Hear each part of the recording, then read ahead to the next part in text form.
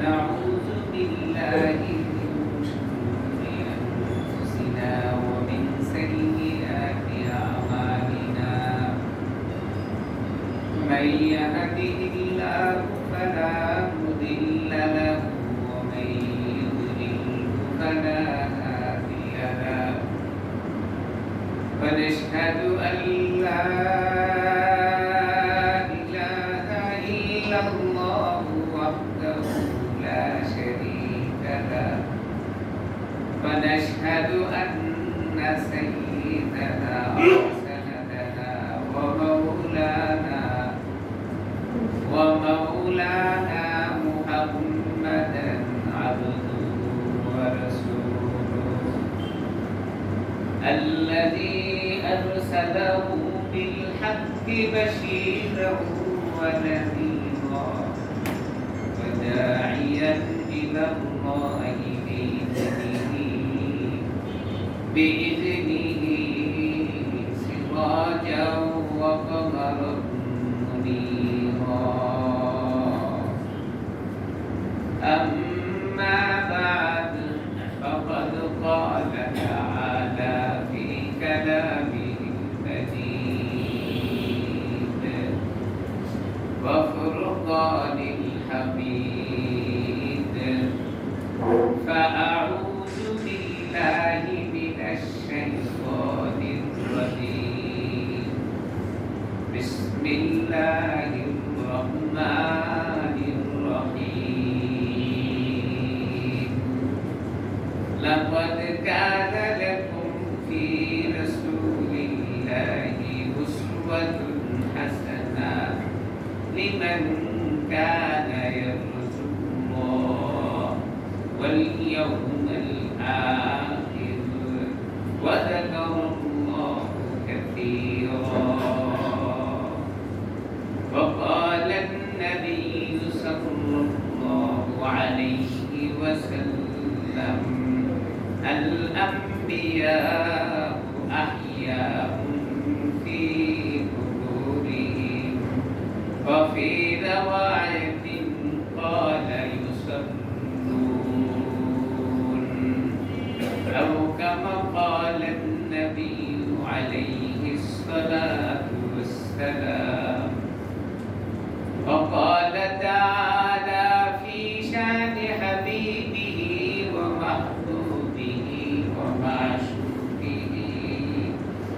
ومعشوقه مخبرا وآمرا إن الله وملائكته يصلون على النبي يا أيها الذين آمنوا صلوا عليه وسلموا تسليما اللهم صل على محمد وعلى آل محمد كما صليت على إبراهيم وعلى آل إبراهيم إنك حميد مجيد اللهم بارك على محمد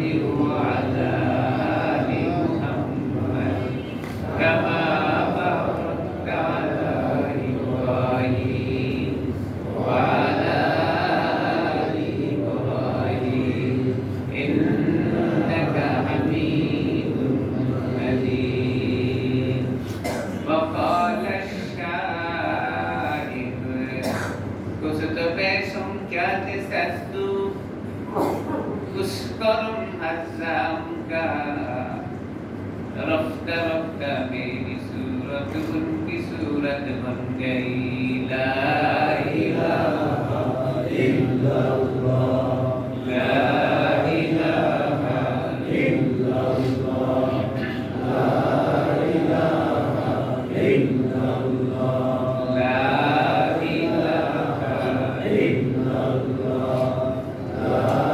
इलाहा इल्लल्लाह ला इलाहा इल्लल्लाह ला इलाहा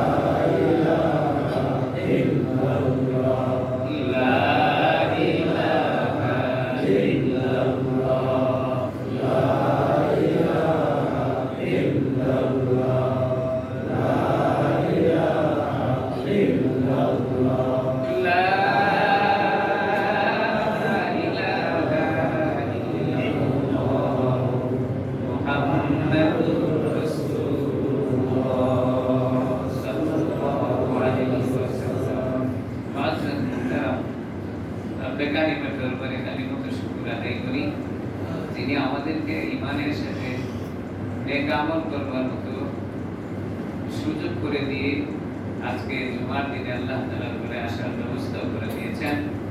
এজন্য বেকারিমের দরবারে শুকরগুজারি করে অন্তরের অন্তঃস্থল থেকে মহব্বতের সাথে সকলে বলি আলহামদুলিল্লাহ। সুখে দুঃখে অভাব অনটনে বিপদ মুসিবতে সর্বদাই আল্লাহ তাআলার দরবারে শুকরগুজারি করতে হয়। আমরা যে অবস্থায় আছি না কেন এই অবস্থা থেকে আল্লাহ তাআলার দরবারে শুকরগুজারি করি আলহামদুলিল্লাহ। অনেক মানুষ থেকে আল্লাহ তাআলা আমাদেরকে বেশি সুখে রেখেছেন, অনেক মানুষ থেকে আল্লাহ তাআলা আমাদের বেশি শান্তিতে রেখেছেন, অনেক মানুষ থেকে আল্লাহ তাআলা আমাদেরকে আরাম আয়েশের জিন্দেগি দান করেছেন। আমার মতো আপনার মতো হাজারো মানুষ অনেক প্রকার বিপদের ভিতরে পড়ে আছে। তালাশ করলে দেখা যাবে যে তার থেকে আল্লাহ তাআলা আমাকে কত ভালো রেখেছেন, কত বেশি ভালো রেখেছেন। এজন্য শুকরগুজারি কার হবে ভাই? আল্লাহ। জবান খুলে বলি আলহামদুলিল্লাহ। বাদরে নিয়ামত বাদে জাওয়াল, নিয়ামত চলে যাওয়ার পরে বুঝে আসে, কিন্তু যখন নিয়ামত আমার কাছে থাকে তখন বুঝে আসে না, যখন থাকে তখন বুঝে আসে। সুস্থতা বড় নিয়ামত, অসুস্থ আসার আগে মানুষ যখন অসুস্থ হয়ে যায় তখন বুঝে সুস্থতা কত বড় নিয়ামত ছিল। যখন মানুষ সুস্থ থাকে তখন শুকরগুজারি করে না, যখন বিপদে পড়ে যায়, মুসিবতে পড়ে যায়, অসুস্থ হয়ে যায়, বারবার কাতরাইতে থাকে আর ডাকতে থাকে। এইজন্য সুস্থতা বড় নিয়ামত। যখন মানুষ সুস্থ থাকবে তো শুকরগুজারি করবে বেশি করে আল্লাহ। কার? আল্লাহ। জোরে বলি কার? আল্লাহ। জবান খুলে বলি আলহামদুলিল্লাহ। আল্লাহ বলেন লা ইন শাকারতুম লাযিদান্নাকুম ওয়া লা ইন কাফারতুম ইন্না আযাবি লাশাদীদ। বান্দারে নিয়ামত পাওয়ার পরে শুকরগুজারি করবে, আমি খুশি হয়ে যাব। যে পরিমাণ নিয়ামত তোমাকে আমি দান করেছি, শুকরগুজারি করলে এসে বেশি নিয়ামত আমি তোমারে দিয়ে দিব। সুবহানাল্লাহ। লা ইন শাকারতুম লাযিদান্নাকুম। যে পরিমাণ নিয়ামত তুমি পেয়েছো তখন তুমি জবান থেকে বলবে আলহামদুলিল্লাহ, আমি আল্লাহ খুশি হব। তোমার নিয়ামত কি প্রয়োজন আছে আরো বাড়ায় দিব। বান্দা একবার মনে করো নিয়ামত তো আমি তোমাকে দিয়েছি, যা কিছু আছে সব তো দাতা আমি, তোমার বলতে তো কিছুই নাই। কিন্তু মানুষ ভুল বোঝে, দুনিয়ার জীবনে এসে সব মনে করে আমার আর আমার, কিছু আমার নাই, কিছুই আমার নাই, যা আছে সব আল্লাহ। সব কার? আল্লাহ। সব আল্লাহ, যা দিয়েছেন সব আমার। আমি বলি সব আমার। আল্লাহ বলেন বান্দা তোমার কিছুই নাই, সব আমি আল্লাহ তোমাকে দিয়েছি, সব আল্লাহ। কথা বলতে পারি এই ক্ষমতা আল্লাহ, হাতটা লড়াইতে পারি এই ক্ষমতা আল্লাহ, জবানটা দিয়েছেন আল্লাহ, চোখ দিয়েছেন আল্লাহ, সব ব্যবহারের অনুমতি দিয়েছে আপনাকে, কিন্তু এগুলা আল্লাহ, আমার না। সময়টা আল্লাহ, জীবনটা আল্লাহ, মওত আল্লাহ দেন, মানুষকে জীবিত আল্লাহ রাখেন, এই সব ক্ষমতা আল্লাহ তাআলা। আল্লাহ তাআলাই সব কিছু দেন। কাদের কুদরত দারি ঘর সে কাহিয়া গুনি, মুলদারা জিন্দা গুনি, ও জিন্দারা মুলদা গুনি। মানুষকে মৃত্যু আল্লাহ তাআলা দান করতে পারেন, জীবিত আল্লাহ তাআলা করেন, বিপদ আল্লাহ তাআলা দেন, বিপদ থেকে উদ্ধারও মানুষকে আল্লাহ তাআলাই করেন। এইজন্য কখন কোন বিপদ মানুষের সামনে আসবে জানা নাই, বলতে পারবো না। অসুস্থতা হওয়ার আগেই সুস্থতার নিয়ামত মনে করে আল্লাহর দরবারে শুকরগুজারি, জবান থেকে বলবো আলহামদুলিল্লাহ। আল্লাহ সবচেয়ে বেশি খুশি, আল্লাহ সবচেয়ে বেশি খুশি। এক নজর যদি আমি তাকাই দুনিয়ার এই প্রান্ত থেকে আরেক প্রান্ত পর্যন্ত মানুষের চলার গতিতে কতটুকু বাধাগ্রস্ত হয়ে আছে, এটা তাকাইলেই বোঝা যাবে, না তাকাইলে বোঝার কোনো বুদ্ধি নাই। একবার যদি আপনি খেয়াল করেন আমার চেয়ে কত মানুষ বেশি বিপদে আছে, আল্লাহ আমাকে তার চেয়ে বেশি ভালো রেখেছেন। আমার চেয়ে অনেক মানুষ অসহায়, আমি তার চেয়ে ভালো আছি। আমার চেয়ে অনেক বেশি মানুষ অভাবগ্রস্ত, আল্লাহ আমাদের সুন্দর শাহী খাবারের ব্যবস্থা করে দেন, তিন বেলা পেট পুরাই আমি খাইতে পারি, সকালের নাস্তাটাও আমার সুন্দর হয়, দুপুরের লাঞ্চটাও আমি ভালো করে করতে পারি, রাতের ডিনারটাও আমার সুন্দর হয়, কিন্তু শুকরগুজারিটা আমার সুন্দর হয় না। এত কিছু করার পরেও শুকরগুজারিটা আল্লাহ তাআলার দরবারে ভালো হয় না। আপনি যদি হাসপাতালের দিকে তাকান, মনে হবে যেন দুনিয়ার সব মানুষই হাসপাতালে শুয়ে আছে। আপনি যদি জেলখানার দিকে যান, মনে হবে যে সব আসামি, সব মানুষগুলো কি জেলখানা। আপনি যদি কোর্টের দিকে তাকান, মনে হবে যে সব মানুষ মামলা মোকদ্দমায় পড়ে আছে। কিন্তু নিজের দিকে যদি তাকাই, আল্লাহ আমাকে এত ভালো রেখেছেন, আলহামদুলিল্লাহ। কি বলে, আল্লাহ আমাকে এত ভালো রেখেছেন, এত ভালো। আপনি কথা বলতে পারেন, নিজের মনের ভাষা আরেকজনকে বুঝাইতে পারেন, কি নিয়ামত আল্লাহ আপনাকে দান করেছেন। দেখেন, আপনি আল্লাহ তাআলার নিয়ামত দিয়ে দুনিয়ার সব চিজ ও আসবাব দেখতে পারেন, পরিবারের সদস্যদেরকে আপনি দেখতে পারেন, মার চেহারাটা আপনি দেখতে পারেন। আল্লাহর হাবিব বলেন, লক্ষ লক্ষ টাকা হজ করতে গিয়ে তুমি খরচ করেছো, হজ কবুল হইতেও পারে নাও পারে, কিন্তু তোমার এই দৃষ্টি দিয়ে মায়ের দিকে তাকানোর পরে আল্লাহ তাআলা হজের সওয়াব তোমার আমলনামায় জমা করে দিবে। নিঃসন্দেহে কবুল হজ, এর ভিতরে কোনো গাব নেই। মায়ের চেহারার দিকে তাকাইলে আল্লাহ কবুল হজের সওয়াব দেন। এই দৃষ্টি যদি আল্লাহ তাআলা না দিতেন, আপনি কিভাবে তাকাতেন? আদরে কুদরত দারি ঘর সে ডাগিয়া কুনি, মুর্দারা জিন্দা কুনি, ও জিন্দারা মুর্দা কুনি। এই কথাগুলো আমার মনে থাকে না? মনে থাকে না? নফস আমাকে ওয়াসওয়াসা দেয়, নফস আমারে ধোঁকা দেয়, নফস আমারে পথভ্রষ্ট করে ফেলে। নফস চায় বান্দারে কিভাবে জান্নাত থেকে বের করে জাহান্নামের দিকে নেওয়া যায়। আল্লাহ চায় বান্দাকে জাহান্নাম থেকে মুক্তি দিয়ে জান্নাতে দেওয়ার জন্য, আর নফস আমারে ধাক্কা দিয়ে শুধু জাহান্নামের দিকে নেয়। নফসকে কন্ট্রোল করার মতো ব্যবস্থা দুনিয়ার জীবনে আমাকে আর আপনাকে করতে হবে। পথ কি? পথ আর মত আদর্শ হলো আমাদের নবী আকায়ে নামদার তাজদারে মদিনা সরকারে দো আলম নূরে মুজাসসাম আখিরি জামানার নবীর পথ হইলো আমাকে জাহান্নাম থেকে বেঁচে জান্নাতে নেওয়ার পথ। এইজন্য কোরআনে হাকিম থেকে আমি আপনাদের সামনে তেলাওয়াত করেছি যে আয়াত সম্পর্কে সারা দুনিয়ার মুহাক্কিক উলামায়ে কেরাম, মুফতিয়ানে মুহাদ্দিসিনে কেরাম যারা আছেন, সব মানুষই একমত। এই আয়াত আল্লাহ তাআলা রাসূল আকরাম সাল্লাল্লাহু আলাইহি সাল্লামের উপরে নাযিল করেছেন। আদর্শ একমাত্র হবে আকায়ে নামদার তাজদারে মদিনা সরকারে দো আলম নূরে মুজাসসামে। তিনি হলেন আদর্শবান। তার আদর্শে মানুষ চলতে হবে। তার আদর্শের উপরে যখন মানুষ চলতে থাকবে, তো আল্লাহ তাআলা ওই নিয়ামতের শুকর সে করতে পারবে। আদর্শ রাসূল। এজন্য কোরআনে হাকিম থেকে যে আয়াত আমি আপনাদের সামনে তেলাওয়াত করেছি, অনেক লম্বা আলোচনা সংক্ষিপ্ত আকারে অল্প কিছু কথা বলার জন্য চেষ্টা করব। আমা তাওফীক ইল্লা বিল্লাহ। আল্লাহ তাআলা সূরা আহজাব 33 নম্বর সূরা 21 নম্বর পারা 21 নম্বর আয়াত 421 নম্বর পৃষ্ঠায় এই আয়াতটা সুন্দর করে আমাদের জন্য লিখলেন, বললেন সারা দুনিয়ার মানুষের জন্য কল্যাণকরের এই আয়াত। কি বলেন? আল্লাহ বলেন, লাকাদ কানা লাকুম ফি রাসূলিল্লাহি উসওয়াতুন হাসানাহ।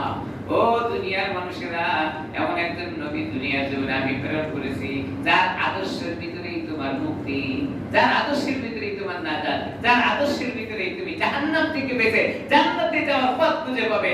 আল্লাহ বলেন, লাকাদ কানা লাকুম ফি রাসূলিল্লাহি উসওয়াতুন হাসানাহ। আমি নবীর আদর্শের ভিতরে তোমাদের দুনিয়ার জীবনে চলার আখিরাতে মুক্তির আদর্শ রেখেছি। আল্লাহ তাআলা বলেন, আল্লাহর কথার ভিতরে কোনো ত্রুটি বিচ্যুতি ভুল, এরপরেও কিছু মানুষ খোঁজে। দুনিয়ার জীবনের সব কিতাব লেখে, সব বই লেখে, লেখকরা শেষ পৃষ্ঠার ভিতরে লেখে, ও দুনিয়ার সব পাঠক পাঠিকা বিন্দু, আমার লেখা বইটির ভিতরে যদি কোনো ভুল থাকে আপনারা জানাইলে পরবর্তী টাইমে সংশোধন করে নেব। কি বলে লেখা থাকে কিনা বই পড়ে তো আপনারা, বইয়ের শেষ পৃষ্ঠায় লেখে। তার মানে সে বোঝে আমার লেখার ভিতরে ভুল হইতে, এইজন্য লেখার শেষ পৃষ্ঠায় এই কথা লেখে আপনার নজরে যদি ভুল ধরা পড়ে জানাইলে পরবর্তীতে সংশোধন করে নেবে। আল্লাহ কোরআনে কারীম লেখার পূর্বেই দুনিয়ার সব মানুষদেরকে জানায় দেন, আমি এমন একটা সংবিধান তোমার জন্য দিলাম, শুরুতেই বললাম আমার কিতাবের ভিতরে কোনো ভুল নাই। সুবহানাল্লাহ বলবেন। আল্লাহ বলেন যালিকাল কিতাবু লা রাইবা ফীহি হুদাল লিল মুত্তাকিন। আমি এমন একটা কিতাব তোমাদের সামনে রেখে দিলাম, যালিকাল কিতাব, এই কিতাবের ভিতরে লা রাইবা ফীহি, কোনো ধরনের সন্দেহ নাই, সন্দেহের কোনো অবকাশ নাই। যদি কোনো মানুষ সন্দেহ পোষণ করে ওই ব্যক্তি ঈমান থেকে দূরে চলে গেল, মানে ঈমান নষ্ট হয়ে গেল। আল্লাহর কথার ভিতরে কোনো বললেন, শুরুতে বললেন, লেখার আগেই বললেন। ওই কিতাবের ভিতরে আল্লাহ বলেন এমন একজন নবী তোমাদের দুনিয়ার জীবনে আমি প্রেরণ করলাম, যার আদর্শের ভিতরে তোমার মুক্তি, যার আদর্শ তুমি মেনে নিলেই তুমি দুনিয়ার জীবন থেকে পরপারে যাওয়ার পর তুমি নাজাত আর মুক্তি পেয়ে যাবে। ওই আদর্শ মানতে হবে কার? একমাত্র আকায়ে নামদার তাজদারে মদিনা রাসূল আকরাম সাল্লাল্লাহু আলাইহি ওয়াসাল্লামের। দুনিয়ার জীবনে আদর্শ মারি লেলিন কালমাসের, কিন্তু নবীর আদর্শ মানতে আমরা রাজি হই না।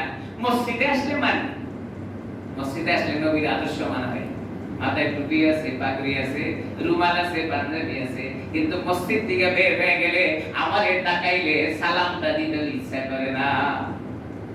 আমি যে সালামটা দিব এটা দেখতেও ভয় লাগে। আজকে সকালবেলায় আমি একজনকে সালাম দিয়ে মনে হয় বোকামি হয়ে গেল, আমার তাকাই নাই ভালো করে। তো আমার গলিতে, আমি যে বাসায় থাকি আমার বাসার গলিতে যাতায়াত করে, আমি খুব জোরে একটা সালাম দিলাম, কিন্তু সে শুধু মাথা দাঁড়াইলো। পরে তাকায় দেখলাম হাতের ভিতরে লাল সুতা বাঁধা আর গলার ভিতরে ইয়া মোটা একটা পুঁথি পরা। আমার সালামের উত্তর তো সে দিবে, আমি তো দিয়েছি। হ্যাঁ, এরকমই মুসলমান। এটা তো অন্য জাতির কথা বললাম, কিন্তু মুসলমানও এমন, তার সালাম দিতে ভয় হয় না। আদর্শ মানব রাসূলের, কিন্তু আদর্শ মানা আমার দ্বারা সম্ভব হয়। আল্লাহ কোরআনে হাকিমের ভিতরে বলেন, ও মানুষ মুক্তি চাও, নাজাত চাও, জাহান্নাম থেকে বাঁচতে চাও, জাহান্নাম থেকে বাঁচার জন্য রাস্তা তৈরি করে দিয়েছি। আদর্শ মানো তুমি আমার রাসূলের। এইজন্য কোরআনে হাকিমের ভিতরে আল্লাহ বলেন, কুল ইন কুনতুম তুহিব্বুনাল্লাহ ফাত্তাবিউনি ইউহিব্বুকুমুল্লাহ ওয়া ইয়াগফির লাকুম যুনুবাকুম ওয়াল্লাহু গফুরুর রহিম। সুবহানাল্লাহ। রব্বে কারীম বলেন, ও দুনিয়ার মানুষ, যদি তুমি মুক্তি চাও, জাহান্নাম থেকে বেঁচে জান্নাতে যেতে চাও, আদর্শ মানো আমি রাসূল, আমি আল্লাহ তাআলার হাবিব রাসূল আকরাম সাল্লাল্লাহু আলাইহি ওয়াসাল্লামের। কারণ তার আদর্শ মানলেই আমার সবকিছু মানা হয়ে যাবে। এজন্য আল্লাহ বলেন, যদি আমাকে ভালোবাসতে চাও, আমাকে মহব্বত করতে চাও, তাহলে আমার রাসূলকে মহব্বত করো। আমার রাসূলের মহব্বত, আমার রাসূলের ভালোবাসা আমি আল্লাহ তাআলা। আর যারা আমাকে ভালোবাসলো, আমি তাদের গুনাহ খাতাগুলো maaf করে দেব। আল্লাহকে ভালোবাসার মাধ্যম তৈরি করে দিয়েছেন রাসূল। এইজন্য কোরআনে হাকিমের ভিতরে আল্লাহ বলেন, লাকাদ কানা লাকুম ফি রাসূলিল্লাহি উসওয়াতুন হাসানা। ও দুনিয়ার মানুষ, আমি এমন একজন নবী দুনিয়ার জন্য প্রেরণ করেছি, যার আদর্শ মানার ভিতরেই তোমার নাজাত আর মুক্তি, যার আদর্শ মানার ভিতরেই আমার জাহান্নাম থেকে বেঁচে যাওয়ার রাস্তা। আলোচনা করতে চেয়েছিলাম, এই মাসটির নাম হলো রবিউল আউয়াল মাস। আরবি মাসের তৃতীয়তম মাসের নাম হলো রবিউল আউয়াল। আরবি মাস গণনা শুরু হয় মুহররম মাস থেকে। তো মুহররম মাস চলে গেছে, সফর মাস চলে গেছে, রবিউল আউয়াল আরবি মাসের আজকে 5তম তারিখ চলে যাচ্ছে আমাদের কাছ থেকে। রবিউল আউয়াল মাস আসলেই আমাদের কাছে কিছু কথা মনে পড়ে, যেটা আমরা পূর্বপুরুষ থেকে জেনে আসি, দেখে আসি, আমরা নিজেরাও কিছু আমল করে থাকি। রবিউল আউয়াল মাস আসলে আমাদের রাসূলের কথা একটু বেশি মনে পড়ে। কেন? আমরা জানি এই রবিউল আউয়াল মাসে আল্লাহর হাবিবকে আল্লাহ তাআলা দুনিয়ার জীবনে প্রেরণ করেছেন। শুধুমাত্র এটাই নয়, আবার এই রবিউল আউয়াল মাসের এই তারিখে আল্লাহ তাআলা তাকে দুনিয়া থেকে নিয়েও গেছেন।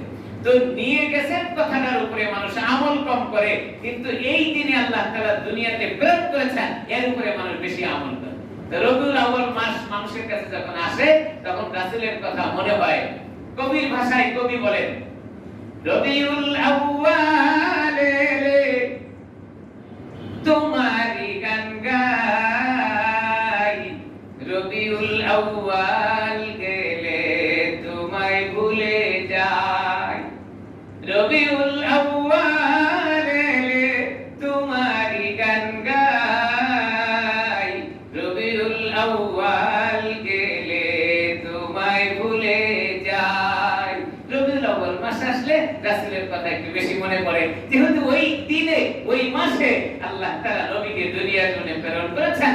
মহব্বতের কারণে, সঙ্গত কারণে হোক আর মহব্বতের কারণে হোক, এই মাসেই আল্লাহ রাসূলের কথা আমাদের একটু বেশি মনে পড়ে। এজন্য এই মাসটা সম্পর্কে অনেকে আবার জানিও, অন্য মাসের কথা না জানা থাকলেও রবিউল আউয়াল মাস আসলে আমরা মনে করি যে হ্যাঁ এই মাসটা আমাদের সামনে আসছে। মাসের নামও আমাদের মুখস্থ থাকে, অন্য মাসের নামও তো বলতে পারো, ইংরেজি মাসের নাম মনে থাকে, বাংলা মাসের নাম মনে থাকে, কিন্তু আরবি বছরের 12 মাসের নাম খুব কম সংখ্যক মানুষই বলতে পারে। রবিউল আউয়াল মাস আসলে আমরা একটু বেশি করে রাসূলের কথা মনে করি। রবিউল আউয়াল মাসে অত্যন্ত গুরুত্বপূর্ণ কিছু কথা আপনাদের সামনে বলবো, যেটা আমাদের শোনাও প্রয়োজন, আমলে নিয়ে আসাও প্রয়োজন। তার ভিতরে রবিউল আউয়াল মাসের গুরুত্বপূর্ণ কথার ভিতরে কিছু কথা হলো যে এই মাসে একটি শব্দ ব্যবহার হয়, অনেক মানুষই আমরা জানি, সেটা হলো ঈদ। আমরা বলবো ঈদ অর্থ কি, জানবো ঈদ অর্থ কি। 2 নাম্বার জানবো ইসলামে ঈদ বলতে কি বোঝায়। 3 নাম্বার জানবো মিলাদুন নবী অর্থ কি। 4 নাম্বার জানবো নবীর জন্ম কবে, কোন তারিখে, কবে। 5 নাম্বার জানবো তারিখ নিয়ে আলোচনা, রাসূলের যে জন্ম হয়েছে তারিখ নিয়ে আলোচনা, এই ব্যাপারে জানবো। 6 নাম্বার জানবো জন্মকে কেন্দ্র করে বিভিন্ন অনুষ্ঠান দুনিয়ার জীবনে হয়, এগুলো কখন থেকে শুরু হয়েছে। 7 নাম্বার জানবো নবীর জন্ম নিয়ে, নবী কি করতেন, নবীর জন্মদিনে নবী নিজে কি আমল করতেন, এই ব্যাপারে জানবো। 8 নাম্বার জানবো জন্মকে কেন্দ্র করে মুসলমানরা কত প্রকারের বেদাতের কাজ করে থাকে। খুব সংক্ষিপ্ত আকারে আমি একটু কথা শোনাবো ইনশাআল্লাহ। উত্তর শুনতে থাকবো, খুব মনোযোগ সহকারে শুনবো। প্রথম নাম্বার বলেছিলাম ঈদ অর্থ কি। ঈদ অর্থ খুশি, ঈদ অর্থ উৎসব। আরবি ভাষায় ঈদ বলে আদা ইয়াউদু আউদান, যে জিনিসটা বারবার আসে তাকে ঈদ বলা হয়। আমরা আমাদের ভাষায় বলে থাকি ঈদ মানে খুশি, ঈদ মানে আনন্দ, ঈদ মানে উৎসব। 2 নাম্বার জানবো যে ঈদ, ইসলামে ঈদ বলতে কি বোঝায়, ইসলামের দৃষ্টিকোণ থেকে ঈদ কাকে বলে। ঈদ হলো যে রাসূল আকরাম সাল্লাল্লাহু আলাইহি ওয়াসাল্লামের সময় থেকে যে ঈদের কথা আমরা শুনে থাকি, এই ঈদ শব্দটা আল্লাহ তাআলা কোরআনে হাকিমের ভিতরে উল্লেখ করেছেন সময়কাল অনেক আগে থেকে। হযরত ঈসা আলাইহিস সালাতু ওয়াস সালামের জামানায়, হযরত ঈসা আলাইহিস সালাতু ওয়াস সালামের জামানায় হযরত ঈসা আলাইহিস সালামের উম্মত এবং ঈসা আলাইহিস সালাম সহ আল্লাহ তাআলার দরবারে একটা দোয়া করেছিলেন, যে কথাটা আল্লাহ তাআলা কোরআন শরীফে রেখে দিয়েছেন। দোয়াটা ছিল এমন, ওগো আল্লাহ, আমি নবী ঈসা এবং আমার উম্মতের জন্য দুনিয়ার জীবনে খাদ্যের দস্তরখান বিছায়া দাও। খাদ্যের দস্তরখান মানে অফুরন্ত খাবারের ভান্ডার আমাদের সামনে আপনি দেন। এটা আল্লাহ তাআলার কাছে হযরত ঈসা আলাইহিস সালাম এবং তার উম্মতরা বলেছিলেন। কোরআনে কারীমের ভিতরে কথাটা আল্লাহ তাআলা উল্লেখ করে রেখেছেন। কি বলেন? রব্বানা আনজিল আলাইনা মাইদাতাম মিনাস সামাই তাকুনু লানা ঈদান। হযরত ঈসা আলাইহিস সালামের উম্মতরা এবং ঈসা আলাইহিস সালাম আল্লাহ তাআলার কাছে দোয়া করেছিলেন। এই কথাটা এমন পছন্দ আল্লাহ করেছেন যে কোরআনে কারীমের আয়াত, কোরআন শরীফে আল্লাহ তাআলা এটা লিখেও রেখেছেন। কি ভাষা? হযরত ঈসা আলাইহিস সালাম এবং তার উম্মতরা দোয়া করেছিলেন, রব্বানা, হে আমাদের রব, আনজিল আলাইনা, আমাদের জন্য আপনি নাজিল করেন মাইদাতান, খাদ্যের দস্তরখান। দস্তরখান মানে খাবারের যত প্রকারের খাবার আছে, অফুরন্ত ভান্ডার থেকে খাবারের দস্তরখান। কোথা থেকে? মিনাস সামাই, আসমান থেকে। তাকুনু লানা, যেটা আমাদের জন্য হয়, ঈদান, ঈদ। তাহলে ঈদ শব্দটা কোরআন শুরুতে আছে, কি অর্থ? সেটা যেন আমাদের জন্য খুশির দিন হয়, উৎসবের কারণ হয়, সেটা যেন আমরা আনন্দ অনুভব করতে পারি। এইজন্য আমাদের জন্য আপনি একটা খাবারের দস্তরখান বিছায়া দেন। শুধু আমাদের জন্যই না, আমাদের আগে যারা ছিল তাদের জন্য তো আপনি দিয়েছেন, আমাদের পরে যারা আসবে তাদের জন্য আপনি দিবেন, আমাদেরকেও দিবেন, আমাদের পরে যারা আছে তাদেরকেও দিবেন। তাহলে ঈদ শব্দটা কোরআনে হাকিমের ভিতরে আসছে, ওই ঈদ শব্দের অর্থই হলো আনন্দ বা খুশি। এখন কথা হলো যে ঈদ আমরা দুনিয়াতে কয়টা ঈদ পাই? ঈদ জানা যায়, হযরত ওমর রাদিয়াল্লাহু তাআলা আনহু থেকে হাদিস বর্ণিত হয়েছে, দুনিয়ার জীবনে ঈদ দুই দিনের জন্য দেওয়া হয়েছে, দুইটা ঈদ দেওয়া হয়েছে। একটা ঈদের নাম হলো ঈদুল ফিতর, একটা নাম হলো ঈদুল আযহা। রমজানের পরে যে ঈদ হয় এটার নাম ঈদুল ফিতর, আর কুরবানির পরে যে ঈদটা হয় এটার নাম হলো ঈদুল আযহা। এই দুইটা ঈদের কথা হাদিসের ভিতরে পাওয়া যায়। রাসূল আকরাম সাল্লাল্লাহু আলাইহি ওয়াসাল্লামের একটা হাদিস এক সাহাবী এমন নকল করেন, তিনি বলেন যে আমি রাসূলের সাথে দীর্ঘদিন ঈদের নামাজ পড়েছি, দীর্ঘদিন ঈদের নামাজ পড়েছি রাসূলের সাথে, সেটা হলো খুতবার আগে। অর্থাৎ খুতবার আগে আমি দীর্ঘদিন রাসূলের সঙ্গে নামাজ আদায় করেছি। হাদিস থেকে আমরা জানি যে ঈদের খুতবা পরে হয় নাকি আগে হয়? নামাজ আগে হয় কিন্তু খুতবা পরে হয়। আর জুমার খুতবা আগে হয়, নামাজ পরে হয়। তো সাহাবী বলেন যে আমি রাসূলের সঙ্গে অনেকবার ঈদের নামাজ আদায় করেছি খুতবার পূর্বে। অর্থাৎ খুতবার পূর্বে বলতে ঈদের নামাজ, সেটা পড়েছি বছরে দুইটা। সাহাবী বলেন যে আমি খুতবার আগে দুইটা নামাজ পড়েছি বছরে, এটা হলো ঈদ। এই দুইটা ঈদ পাওয়া যায়। তাহলে হাদিসের ভাষা দ্বারা জানা গেল ঈদ দুইটা।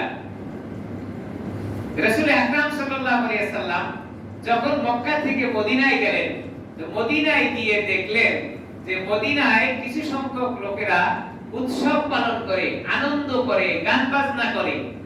দুই দিন তারা বসে এই কাজটা করে থাকে। রাসূল আকরাম সাল্লাল্লাহু আলাইহি ওয়াসাল্লাম জিজ্ঞাসা করলেন যে এই দুই দিনটা যে তারা কাজটা করে, এই কাজটা কেন করে?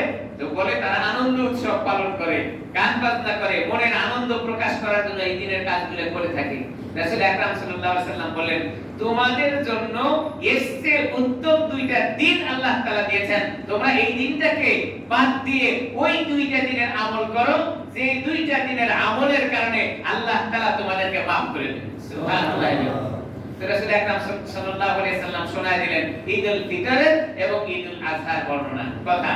তাহলে এখান থেকেও আমরা জানি যে ঈদ দুনিয়ার জীবনে দুইটা এসেছে, দুইটা।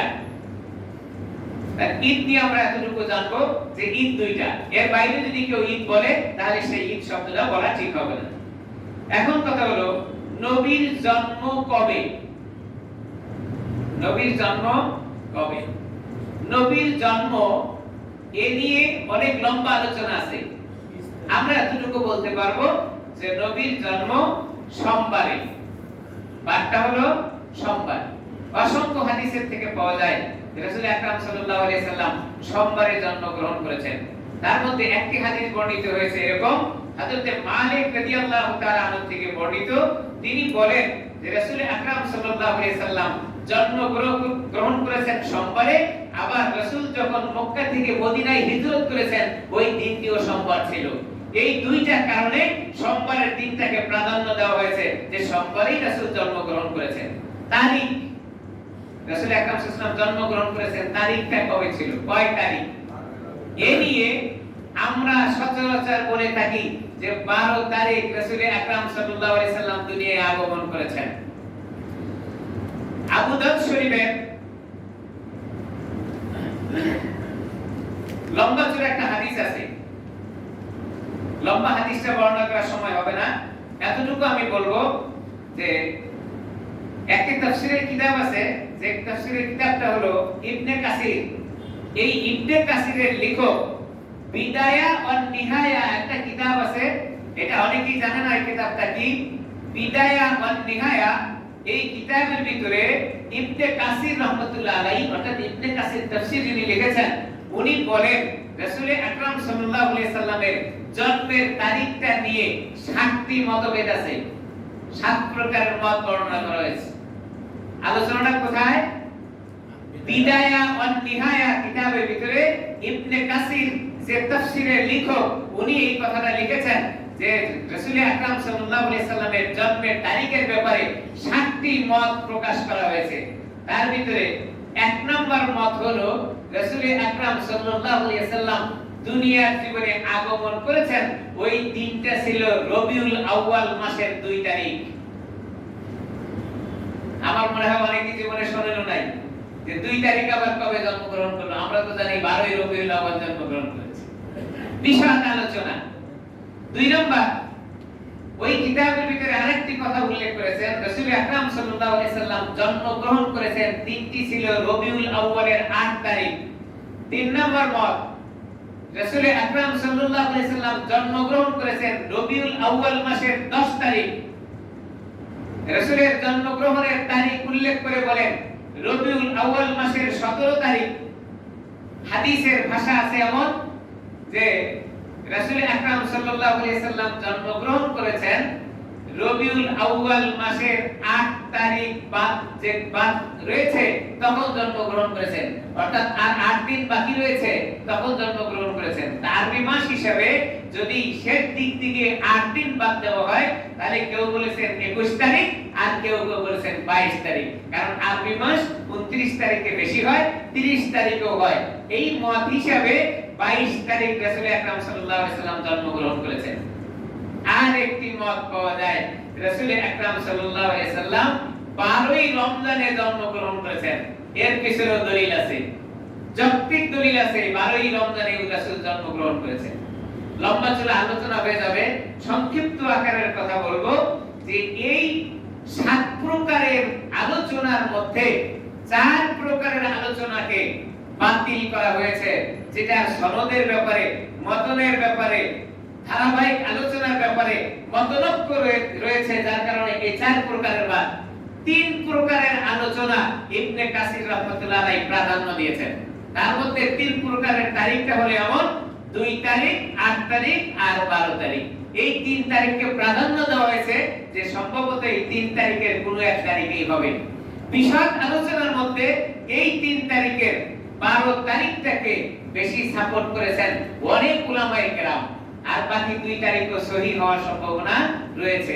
এইজন্য 12 তারিখ যেহেতু প্রাধান্য দিয়েছেন, সেই ক্ষেত্রে আমরা দুনিয়ার জীবনের সব মানুষ শুনে থাকি 12ই রবিউল আউয়াল রাসূলের জন্ম। কিন্তু আরো 2 তারিখও সঠিক, 2 তারিখও হতে পারে এবং 8 তারিখও হইতে পারে। হুজুর এত মত পার্থক্য কেন? তৎকালীন সময় আমাদের সময়ের মতো এত তারিখ লিখে রাখার কোনো ব্যবস্থা ছিল না, যার কারণে তখন তারিখগুলো ওইভাবে লিখে রাখার সুযোগ থাকে নাই, বিধায় কিছুটা মত পার্থক্য রয়েছে। আমার ভাইরা, যাই হোক, 12ই রবিউল আউয়াল আমরাই মনে করে নিলাম যে 12ই রবিউল আউয়াল দুনিয়ার জীবনে রাসূল আকরাম সাল্লাল্লাহু আলাইহি সাল্লামের আগমন হয়েছে, জন্মগ্রহণ করেছেন। এখন এটা আমরা জানতে পারলাম যে 12ই রবিউল আউয়াল দুনিয়ার জীবনে রাসূল আগমন করেছেন, ভালো কথা। দুনিয়ার জীবনে রাসূল আগমনের দিনটাকে কেন্দ্র করে যা ঘটে দুনিয়ায়, কি ঘটে? আমরা দুনিয়ার জীবনে রাসূলের আগমনকে কেন্দ্র করে একটা শব্দ ব্যবহার করে থাকি, সেটা হলো ঈদে মিলাদুন নবী। জানতে হবে মিলাদ কাকে কয়। আর ঈদ সম্পর্কে আমি আপনাদের ধারণা দিয়েছি, ঈদ শব্দটা রাসূলের জন্মের সাথে কোনোভাবেই লাগানো যাবে না। কেন? ঈদ 2টা দুনিয়ার জীবনে দেওয়া হয়েছে, আর বাকিটা ঈদ বলা যাবে না। মিলাদ শব্দের অর্থ কি? মিলাদ আরবি শব্দ যার বাংলা অর্থ হলো জন্ম। মিলাদ আরবি শব্দ যার আর বাংলা অর্থ হলো জন্ম। তাহলে মিলাদুন নবী অর্থ কি? মিলাদুন নবী অর্থ হলো রাসূলের জন্ম। আমরা সবাই বলবো মিলাদ অর্থ কি? মুখ খুলে বলবো মিলাদ অর্থ কি? জন্ম। মিলাদ অর্থ জন্ম, মুখস্থ করে নিয়ে যাব। আর মিলাদুন নবী অর্থ নবীর জন্ম। তাহলে নবী যখন জন্মগ্রহণ করেছেন ওই দিনটাকে মিলাদুন নবী বলা হয়। নবীর জন্ম তারিখ, নবীর জন্ম। এখন মিলাদ দিয়ে আর কোনো আলোচনা নাই। আমাদের দেশে, আমাদের সমাজে প্রচলিত একটি শব্দ চলে, এটার উপরে আমরা আমল করে থাকি। মিলাদ মানে ইয়া নবী সালাম আলাইকা।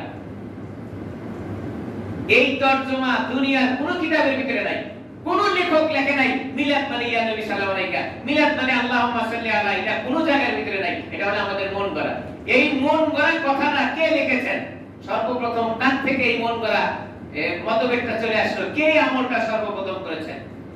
604 হিজরি ইরাকের একটি জায়গা আছে, জায়গাটার নাম হলো মসুল। ইরাকের একটি জায়গা আছে, এই জায়গার নাম হলো মসুল। ওই মসুল শহরে আবু মুজাফফর নামে এক ব্যক্তি, যিনি অনেক ধনী মানুষ ছিলেন এবং তিনি কবিও ছিলেন। ঐতিহাসিকগণ লেখেন এই মুজাফফর নামে ব্যক্তিটা কবি ছিলেন, সাহিত্যিকও ছিলেন। তিনি সর্বপ্রথম এই যে প্রচলিত মিলাদ ইয়া নবী সালাম আলাইকা আল্লাহুম্মা সাল্লি আলা কইয়া একটা টান মারি, এটা সর্বপ্রথম তিনি শুরু করেছেন। এখন প্রশ্ন আসতে পারে যে তিনি তো আলেম না, তিনি এগুলা শুরু করলেন কেমনে? তিনি তৎকালীন সময়ে একজন আলেমের সহযোগিতা নিয়ে কাজটা শুরু করেছেন। ওই আলেমের নাম কিতাবের ভিতরে পাওয়া যায় আবুল খাত্তাব ওমর ইবনে দিহিয়া। আমর ইবনুল খাত্তাব ওমর ইবনে দিহিয়া, তিনি একজন আলেম ছিলেন। তাকে টাকা দিয়ে ক্রয় করে নিয়ে তিনি সর্বপ্রথম এই মিলাদের প্রচলন ঘটান। তারিখটা ছিল 604 হিজরিতে। তাহলে আমরা যেটা করি কোরআন হাদিসের কোনো জায়গাতেই নাই, এটা মন গড়া। আর মন গড়া সূত্র সর্বপ্রথম তৈরি করেছে 604 হিজরিতে। এই ব্যক্তির নাম আমি আপনাদের সামনে উল্লেখ করলাম। যারা করি এবং করাই আমরা মনে করি এর ভিতরেই সব সওয়াব নিহিত আছে। আপনার ভালো লাগে আপনি করতে থাকেন, কিন্তু হাদিস কোরআনের ভিতরে নাই। এটা হলো মন গড়া কথা। তাহলে মিলাদ জন্ম, মিলাদুন নবী নবীর জন্ম। তাহলে নবীর জন্ম নিয়ে যদি আমি আলোচনা করতে যাই, তাহলে রাসূল আকরাম সাল্লাল্লাহু আলাইহি সাল্লামের 63 বছর জিন্দেগি আলোচনা করার নাম হলো মিলাদুন নবী। রাসূল আকরাম সাল্লাল্লাহু আলাইহি সাল্লামের 63 বছরের জীবনের আলোচনার নাম হলো মিলাদুন নবী। ওইখানে ইয়া নবী সালাম আলাইকা কওয়ার কোনো সুযোগ নেই। কোরআন হাদিস প্রমাণ করে মিলাদুন নবী মানে রাসূলের পুরা 63 বছর জিন্দেগীর আলোচনা। এই কথাই আল্লাহ তাআলা কোরআনে হাকিমের ভিতরে বলেন, লাকাদ কানা লাকুম ফি রাসূলিল্লাহি উসওয়াতুন হাসানা। আমি রাসূল আকরাম সাল্লাল্লাহু আলাইহি সাল্লামের পুরা জীবনটা তোমাদের জন্য আদর্শ হিসেবে তৈরি করে রেখেছি। তাহলে 63 বছরের জীবনের আলোচনার নাম হলো মিলাদুন নবী। 63 বছরের জিন্দেগীর আলোচনা তো আমি সংক্ষিপ্ত আকারে বলে শেষ করতে পারবো না। এজন্য ইনশাআল্লাহ আগামী জুমায় রাসূল আকরাম সাল্লাল্লাহু আলাইহি সাল্লামের 63 বছরের জিন্দেগিতে কয়টা ভাগ করা হয়েছে এই বিষয় নিয়ে আমি আপনাদের সাথে আলোচনা করব। আল্লাহ তাআলা আমাদেরকে আমল করার বুঝবার এবং আগামী জুমার এই আলোচনা শুনবার তৌফিক দান করেন বলে আমিন। লম্বা আলোচনা ছিল, সংক্ষিপ্ত আকারে কিছু কথা বললাম। আরো কিছু কাজ আছে। কাজটা হলে যে আমরা ইউটিউব যারা ব্যবহার করি তারা জানি, মোবাইল ব্যবহার